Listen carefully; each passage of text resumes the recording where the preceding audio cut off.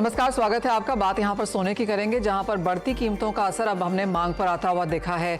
World gold council की जो latest trend report है वो बताती है कि देश में सोने की मांग में गिरावट देखने को मिली है, जो कि 1-2% नहीं बल्कि 8% जैसी है। हालांकि अप्रैल जून में सोने का इंपोर्ट बढ़ा है, लेकिन निवेश से लेकर सेंट्रल बैंक की खरीदारी हमने यहाँ पर थोड़ी कम होते हुए देखी है। फर्स्ट हाफ के नंबर्स अभी भी यहाँ पर ऑन द पॉजिटिव साइड है, लेकिन क्या है कारण? आने वाले समय में सोने की कीमतों का सोने की कीमतों का असर कितना यहाँ पर मांग में देखने को मिल सकता है, इस पर बात करने के लिए हमारे साथ हैं पृथ्वी फिनमार्ट के director Manoj Jain, SSJ finance के प्रियांक उपाध्याय, मेटल फोकस के सीनियर कंसल्टेंट हर्षल बारोट और India Boolean and jewellery association के प्रेसिडेंट पृथ्वीराज कोठारिया। आप सभी का कार्यक्रम में स्वागत है। सोने का प्राइस व्यू पहले ले लेते हैं। एंड प्रियांक, क्या लगता है, क्योंकि जुलाई का महीना 2% की तेजी सोने में दिखाता हुआ नजर आया और 8% का इजाफा चांदी में। Good evening. देखेंगे अगर आप गोल्ड के प्राइसेस में अगर एक जो फर्स्ट एक ऑब्जर्वेशन है, जो फ्यूचर्स भाव है और जो स्पॉट गोल्ड के भाव है उसमें जो स्प्रेड है वो बढ़ रहा है। वो एक मुझे लगता है कि इंडिकेट कर रहा है कि आने वाले टाइम में एक स्पॉट गोल्ड प्राइसेस में बाय ईयर एंड आ सकता है। तो अभी 1956 के आसपास स्पॉट गोल्ड के प्राइसेस चल रहे हैं। मेरे हिसाब से 1940 और जो रीसेंट लोस बने थे 1900 के आसपास, वो एक स्ट्रॉन्ग सपोर्ट से, तो वो जब तक होल्ड करते हैं मुझे मेरा bias for going into the year positive रहेगा। हम एक्सपेक्ट करते हैं कि फिर से एक बार हम 2050 2070 के और लेवल्स गोल्ड में ईयर एंड तक एक्सपेक्ट कर सकते हैं। वहीं घरेलू मार्केट्स में मुझे लगता है कि जो रिसेंट लोज देखे थे अराउंड 58,000 57,500, वो मुझे लगता है कि वो होल्ड रहेंगे। एंड यहाँ से हम फिर से एक बार 61,500 62,000 तक ईयर एंड तक प्राइसेस एक्सपेक्ट करते हैं। ऑलराइट, यानी कि तेजी यहाँ पर बरकरार रह सकती है। जिस तरह के ट्रेंड्स फिलहाल बनते हुए नजर आ रहे हैं, भावों में एटलीस्ट यहाँ पर बढ़त बनती हुई नजर आएगी।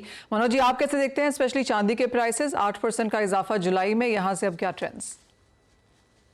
नमस्कार मनीषा जी, बिल्कुल यहाँ पे चांदी ने सोने के मुकाबले आउट परफॉर्म किया है। अगर जुलाई मंथ की बात करें तो उसके पीछे मुख्य वजह यह रही कि हमने इंटायर जो इंडस्ट्रियल मेटल्स है वहां पे एक अच्छी बढ़त आते हुए देखी थी। जिस तरह से जो चाइना से स्टिमुलस के होप्स यहाँ पे लगातार बने हुए हैं, उसी के चलते इंडस्ट्रियल मेटल्स में अच्छी डिमांड जो है देखने को मिली है और वहां पे भी कीमतों में इजाफा था। उसका सपोर्ट जो है यहाँ चांदी की कीमतों में मिलता हुआ नजर आया है। हमारा मानना है कि जो मोमेंटम है सिल्वर का वो बना रहेगा और आगे यहाँ पे आने वाले महीनों में डिमांड के सीजन्स जो हैं वो वापस से बेहतर होते हुए नजर आएंगे। तो ट्रेंड यहाँ पे पॉजिटिव ही रहेगा। हमारा मानना है कि भारतीय बाजारों में 73,000 चांदी के लिए काफी अहम सपोर्ट जो है अब यहाँ नजर आते हैं और ग्रेजुअली कीमतें 76-77,000 तक यहाँ जाती हुई नजर आएगी। तो ट्रेंड यहाँ पे पॉजिटिव ही नजर आता है। इंटरनेशनल मार्केट में भी $23.84 जो है वो एक अहम सपोर्ट यहाँ बना हुआ है और ऊपर में $26 तक के जो स्तर है अगस्त महीने में यहाँ देखने को मिल सकता है। यानी कि प्राइसेस में यहाँ पर सपोर्ट देखने को मिल सकता है। और जिस तरह से वर्ल्ड गोल्ड काउंसिल की रिपोर्ट भी बताती है कि खास ज़्यादा प्राइसेस के चलते यहाँ पर मांग में कमी देखने को मिली है। एक इंटरेस्टिंग चीज़ हर्षल, जो रिपोर्ट ये भी दिखाती है कि इवन एज वॉल्यूम वाइज हमने यहाँ पर नेगेटिव नंबर्स आते हुए देखे हैं, लेकिन वैल्यू वाइज चाहे वो डिमांड है, ज्वेलरी है, इन्वेस्टमेंट है, सभी चीज़ों में बढ़त ही देखने को मिली। राइट मनीषा, वॉल्यूम वाइज जैसे कि आपने कहा, स्पेसिफिकली इंडिया में हायर प्राइसेस की वजह से जो है वॉल्यूम से कंसिडर करें तो डिमांड कम हुई है, but value wise of course क्योंकि प्राइस बढ़ी है तो वो बढ़ती हुई दिखी है। बट एक इम्पॉर्टेंट चीज ये है कि कहीं ना कहीं इन टर्म्स ऑफ क्वांटम जो कंज्यूमर्स बाय कर रहे हैं, गिवन कि उनके बजट स्ट्रेन हो जाते हैं इतने हाई प्राइसेस को लेके, उसमें बहुत ज्यादा वैल्यू वाइज डिफरेंस नहीं है। वो एक इम्पोर्टेंट डेवलपमेंट मेरे हिसाब से लगता है मुझे। और आगे अब फेस्टिव सीजन जब आएगी तो होपफुली इंडस्ट्री से जो हमारी इंटरेक्शन है उसमें पता चल रहा है कि वापस एक पिकअप देखने को मिल सकता है। स्पेशली बड़े ज्वेलरी शोज आ रहे हैं अगस्त में, तो लेट्स होप कि यहाँ से डिमांड रिकवरी देखने मिले। कोठारी जी, जो वर्ल्ड गोल्ड काउंसिल की रिपोर्ट है वो ये भी जताती है कि इस साल में शायद मांग 3 साल में सबसे कमजोर रह सकती है। 10% की गिरावट ओवरऑल डिमांड के लिहाज से लास्ट ईयर के कंपैरिजन में हम शायद दर्ज करते हुए दिखेंगे।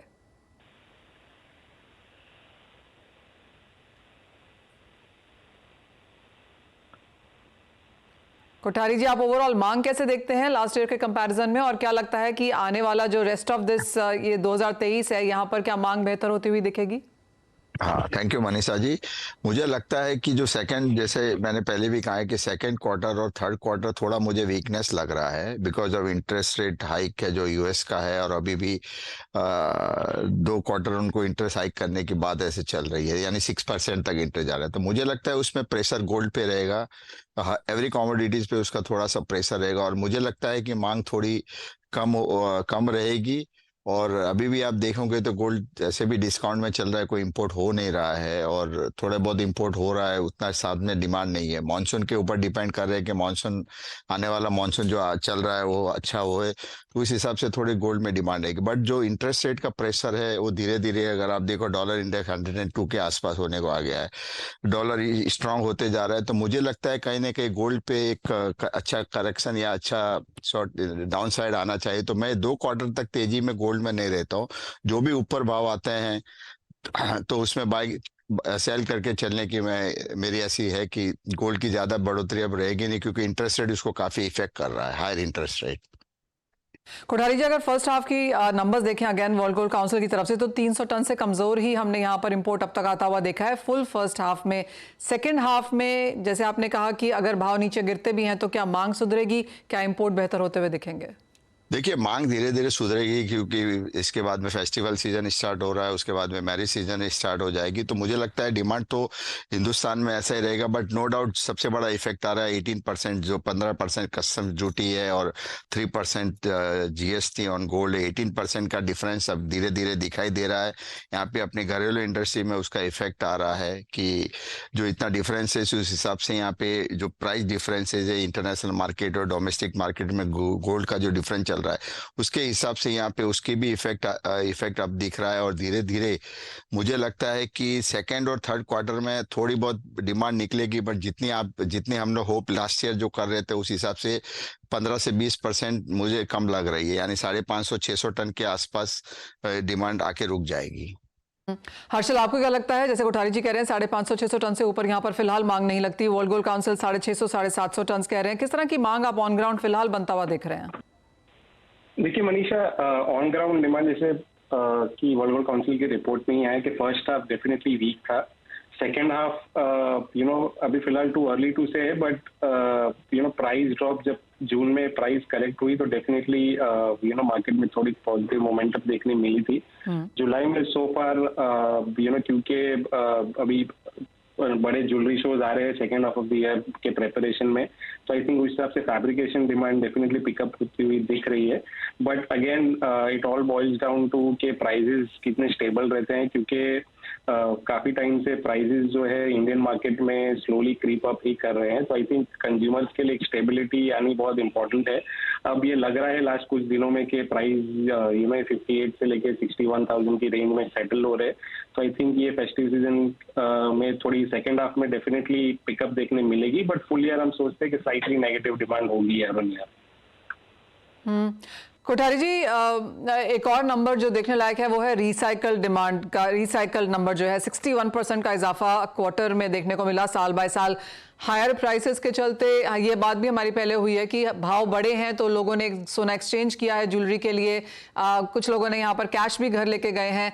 क्या ये ट्रेंड आगे भी जारी रह सकता है? देखिए, जब प्राइस 60,000 के आसपास है तो नो डाउट इसका परसेंटेज और बढ़ते जाएगा। जैसे हम पहले इसको 15-20% गिनते थे जो टोटल इंपोर्ट का था, अब बढ़ के वो 300-350 टन के आसपास हो गया। इट में 50% के ऊपर का हमारा इंपोर्ट फिगर के में स्क्रैप गोल्ड का पोर्शन हो गया, तो धीरे धीरे ये बढ़ जाता है। अगर प्राइस बढ़ती है तो नो डाउट लोग बेच के उसमें इक्विटी में इन्वेस्ट करेंगे, या बेच के उसको उनके घर लेना है उसके हिसाब से वो लोग इसमें करेंगे। बट मैंने देखा है कि जब भी प्राइस मूव आता है तो बैंकों के NBFCs के जो स्क्रैप गोल्ड होता है काफी भारी मात्रा में बेचने को आते हैं, और लोग भी उसमें प्रॉफिट टेकिंग करते हैं। अगर मैंने कम भाव में रखा हुआ है और भाव बाजार का अच्छा आ रहा है तो सामने से ऑफर होती है तो लोग उसमें बेचते हैं। तो स्क्रैप गोल्ड की मुझे लगता है कि धीरे धीरे मात्रा 60,000 के ऊपर अगर गोल्ड रहेगा तो मुझे लगता है ज्यादा आएगी वो। एक और इम्पोर्टेंट ट्रेंड हर्षल, और वो सेंट्रल बैंक बाइंग का रहा, जहां पर फर्स्ट हाफ में हमने रिकॉर्ड फिर से बनता हुआ देखा। Price yes Manisha, central bank buying definitely अगर आप एब्सोल्यूट टर्म्स में देखें तो बहुत स्ट्रांग रही है पिछले लास्ट ईयर से लेके, बट Q4 से कंपेयर करें which was record quarter central bank buying से, उससे डेफिनेटली स्लो डाउन हुआ है। उसका सबसे बड़ा रीजन ये था कि टर्की सेंट्रल बैंक ने बहुत एग्रेसिवली गोल्ड सेल किया था, बट उसके अलावा जो मेजर कुछ सेंट्रल बैंक है जैसे चाइना यहाँ पे कंटिन्यूसली बाइंग हो रही है। तो फिलहाल सेंट्रल बैंक का सेंटिमेंट पर से बहुत ज्यादा चेंज होता हुआ यहाँ से नहीं लग रहा है। आई थिंक एब्सोल्यूट बेसिस पे सेंट्रल बैंक बाइंग स्ट्रॉन्ग रहेगी गोइंग फॉरवर्ड भी। और जो बहुत इंपॉर्टेंट रीजन है कि प्राइसेस भी इतना स्ट्रॉन्ग बेस हमने जो देखा है $1,900 के आसपास जो गोल्ड ने होल्ड करके रखा, I think this is one of the big reasons कि गोल्ड को सपोर्ट मिल रहा है। क्लियरली ग्लोबल सेंट्रल बैंक्स की बाइंग का एक अच्छा खासा सपोर्ट हमने अभी भी बनता हुआ देखा, लेकिन आप दोनों से एक चीज़ यहाँ पर जानना चाहेंगे तो फिर करंट लेवल्स में कोठारी जी आप कैसे देखते हैं? जैसे आपने कहा कि मांग यहाँ पर आगे जाके कमजोर रह सकती है, लेकिन अगर किसी को पोर्टफोलियो में इंक्लूड करना हो, ट्रेड करना हो, तो वो अब बाकी के जो 2023 के महीने हैं वहाँ पे इसे कैसे करें कारोबार? भी कहता हूँ कि सेकंड क्वार्टर और थर्ड क्वार्टर वेट कीजिए, प्राइस फॉल होगा, उसमें करेक्शन पे आप बाय कीजिए, कोई जल्दबाजी नहीं करे, क्योंकि प्राइस मुझे अच्छा करेक्शन लग रहा है कि आपने देखा होगा कि वॉल्यूम भी कम हो गया है और धीरे धीरे लिक्विडिटी भी कम होती जा रही है। तो मुझे लगता है ETF की कहीं पे कोई बाइंग है नहीं है, तो उससे लगता है कि मुझे लगता है कि प्राइस को करेक्शन अच्छा आना चाहिए, यानी आई थिंक $1,900 $1,920 के आसपास एक करेक्शन आना चाहिए। और वो इंडियन मार्केट्स में क्या देखना चाहिए और दिवाली पर अब यहाँ पर क्या रेट्स रह सकते हैं कोठारी जी? अब उस तरह के सवाल यहाँ पर ट्विटर पे और सब जगह आने लगे हैं। देखिए अभी प्राइस 61,000 चल रहा है, इंक्लूडिंग GST प्राइस चल रहा है, तो मुझे लगता है 58,500 और 59,000 के आसपास अगर आता है तो यहाँ से फिर से खरीदारी चालू हो जाएगी। और अभी आप यहाँ अगस्त फर्स्ट वीक में अभी 4 तारीख से एग्जीबिशन स्टार्ट हो रहा है, तो उसकी भी खरीदारी मुझे लगता है कि आने वाला फेस्टिवल जो आ रहे हैं और मैरिज सीजन आ रही है उसकी भी खरीदारी भी रहेंगी। तो मुझे लगता है कि इस अगस्त महीने की खरीदारी अच्छी होनी चाहिए। ऑलराइट, यानी 59 के नीचे के अगर लेवल्स मिलें तो सोना खरीदारी करने जैसा है। थोड़ी सी कमजोरी आने वाले 2 क्वार्टर्स में रह सकती है, लेकिन आगे चलकर ऑफ कोर्स ये खरीदारी के अच्छे मौके हैं जो आपको गंवाने नहीं चाहिए। आगे जाके तेजी की ही एक्सपेक्टेशन है। हर्षल कोठारी जी बहुत शुक्रिया साथ जुड़ने के लिए और सोने पर वो तमाम डिटेल्स भी शेयर करने के लिए। इसी के साथ एक ब्रेक के लिए भी रुकेंगे, जब लौटेंगे तो बात करेंगे स्ट्रैटेजीज की। हमारे एक्सपर्ट्स हमारे साथ बने हुए हैं।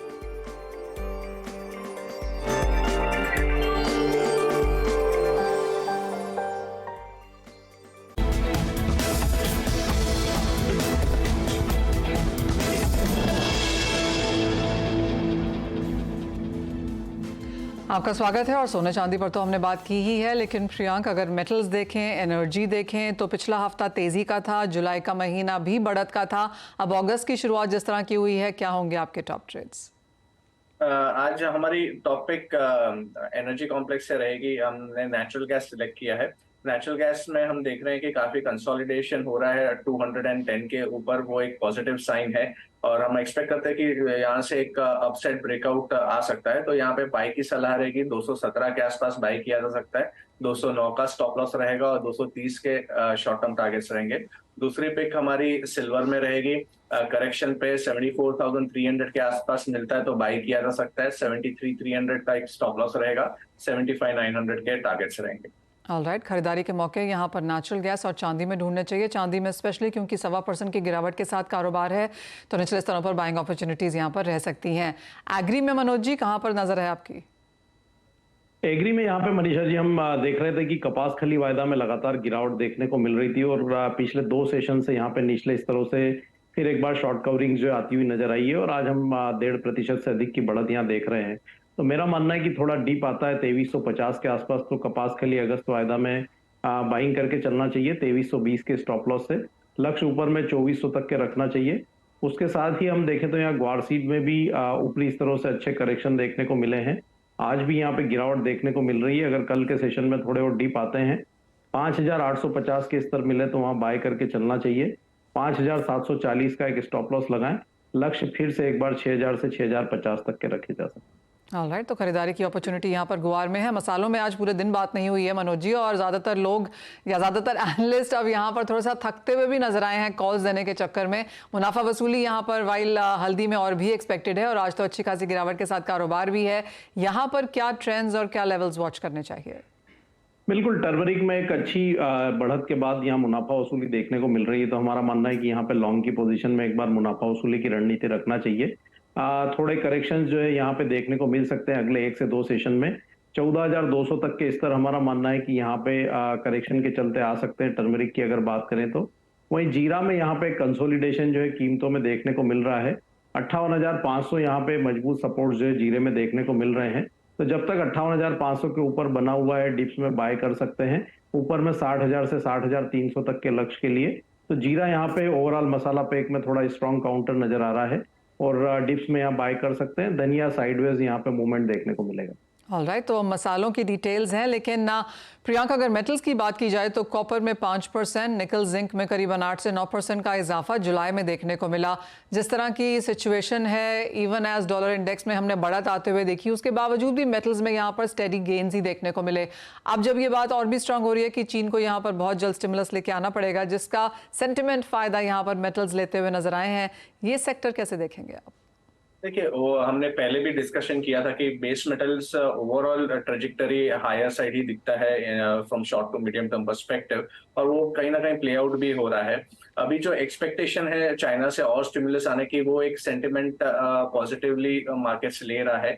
ओनली हिंड्रेंस अभी मुझे लगता है कि डॉलर इंडेक्स में जो हमने रैली देखी थी 102 के ऊपर अभी ट्रेड्स कर रहे हैं, बट मुझे लगता है कि नियर टर्म में डॉलर इंडेक्स में एक रेजिस्टेंस है अराउंड 102, 80, 103 जोन्स तक। तो वहां से मुझे फिर से एक बार डॉलर इंडेक्स में डाउनसाइड मूव टुवर्ड्स 100 दिखता है, तो वो कहीं ना कहीं बेस मेटल्स को सपोर्टिव ही रहेगा। एंड प्लस हमने देखा है कि कॉपर, अगर मैं कॉमेक्स की बात करूं तो $4 के ऊपर अभी सस्टेन कर रहा है, जो ब्रेकआउट हमने कल देखा था। तो अभी retest of around may be 3.90, 3.85 zone, ये काफी स्ट्रॉन्ग सपोर्ट्स रहेंगे कॉपर के। वो जब तक होल्ड होते हैं, मुझे लगता है कि 4.14, 4.20 के लेवल्स आने वाले कुछ दिनों में हमें कॉपर में एक्सपेक्ट करने चाहिए। वही घरेलू बाजार में अगर मैं बात करूं तो 745, 740 zones on the downside, ये इमीडिएट सपोर्ट्स का काम करेंगे। वो जब तक होल्ड करते हैं, चांसेस है कि एक बार हम फिर से 765, 775 के जोन्स कॉपर में एक्सपेक्ट करने चाहिए। वहीं जिंक में भी आउटलुक पॉजिटिव रहेगा। हमने देखा था कि 220 काफी स्टिफ रेजिस्टेंस था, वो क्रॉस हुआ है। अभी अगर करेक्शन आता है तो वो एक अपॉर्चुनिटी रहेगी to again go long at lower levels, maybe around 224, 220 zones, और फिर से हम एक एक्सपेक्ट कर सकते हैं कि 230, 235 तक का रैली जिंक के प्राइसेस में भी आ सकता है। तो ओवरऑल बेस मेटल कॉम्प्लेक्स मुझे लगता है कि वेल बिड रहेगा। ऑलराइट, यानी कि शॉर्ट करके काम नहीं करना है। आज चाहे थोड़ी सी मुनाफा वसूली लोग लेते हुए नजर आए, लेकिन खरीदारी की अपॉर्चुनिटीज यहाँ पर ढूंढनी है। जाते जाते एक व्यू कॉटन पे लेना चाहेंगे मनोज जी, क्योंकि यहाँ पर एक्शन फिर से बनता हुआ नजर आया है। पिछला महीना भर एक्चुअली कॉटन के लिए अच्छा रहा है, बाइंग अपॉर्चुनिटीज निकल के आई हैं और कुछ वॉल्यूम फिर से आती हुई नजर आई। बिल्कुल, यहाँ पे हमने आइस वायदा को एक बार 85, 86 सेंट के ऊपर निकलते हुए देखा था और अभी भी ऊपरी लेवल्स पर हमने यहाँ पे कीमतों को सस्टेन होते हुए देखा है। लेकिन यहाँ पे अगर हम MCX कॉटन वायदा की बात करें तो 60,000 के आसपास यहाँ रेजिस्टेंस बने हुए हैं। तो अभी जो रेंज यहाँ पे दिखाई देता है 56,500 से 60,000 तक का नजर आता है। अभी वर्तमान लेवल पे बाइंग की सलाह नहीं रहेगी। अगर डिप्स आते हैं 58 से 57,500 के दायरे में, तो वहां पे बाय कर सकते हैं। ऊपर में 60,000 तक के लक्ष्य के लिए ये दायरा अगस्त मंथ में भी बना रह सकता है। यानी कि ज्यादातर कमोडिटीज में बाइंग अपॉर्चुनिटीज अब निकल के आई हैं, चाहे वो एग्री हैं, इंडस्ट्रियल हैं या नॉन एग्री हैं। हमने एक ट्रेंड यहाँ पर कमोडिटीज में वापस बनता हुआ देखा है। लेकिन इसी के साथ शो समेटने का समय है। बहुत शुक्रिया मनोज जी, प्रियांक साथ जुड़ने के लिए। मुझे भी इजाजत दीजिए, ब्रेक के बाद लेकर आएंगे आवाज समाचार।